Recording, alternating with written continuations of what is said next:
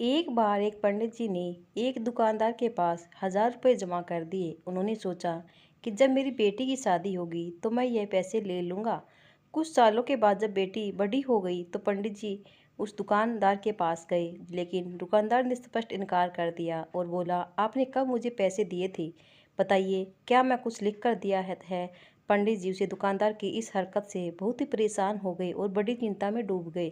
फिर कुछ दिनों के बाद पंडित जी को याद आया कि क्यों ना इस बारे में राजा से शिकायत कर दूं, ताकि वह कुछ फैसला कर देंगे और मेरा पैसा मेरी बेटी की शादी में के लिए मिल जाएगा।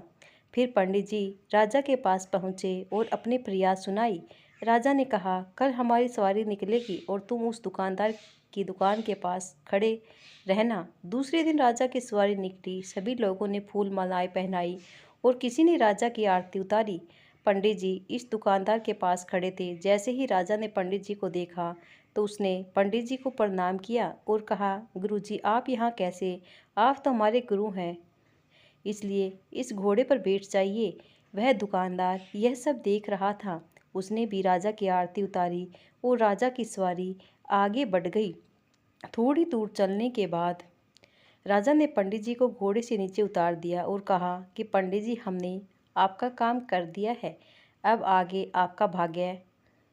उधर वह दुकानदार यह सब देख रहा था कि पंडित जी की तो राजा से बहुत ही अच्छी जान पहचान है, कहीं वे मुझे सजा न दिलवा दे। दुकानदार ने तत्काल अपने मुनीम को पंडित जी को ढूंढ कर लाने को कहा। पंडित जी ने एक पेड़ के नीचे बैठकर कुछ विचार विमर्श कर रहे थे। मुनीम जी बड़े ही आदर के साथ उन्हें अपने साथ ले आए। दुकानदार ने आते ही पंडित जी को प्रणाम किया और बोला, पंडित जी मैंने काफ़ी मेहनत की और पुराने खातों को देखा तो पाया कि खाते में आपका 1000 रुपये जमा है और पिछले 11 सालों से ब्याज 15,000 रुपये हो गई। पंडित जी आपकी बेटी भी तो मेरी बेटी जैसी है, इसलिए 2000 आप मेरी तरफ से ले जाइए और उस बेटी की शादी में लगा दीजिए। इस प्रकार उस दुकानदार ने पंडित जी को 17,000 रुपये देकर बड़े ही प्रेम के साथ विदा किया। दोस्तों ये जानकारी कैसी लगी कमेंट करके ज़रूर बताना और हमारे चैनल को लाइक और सब्सक्राइब ज़रूर करना। धन्यवाद।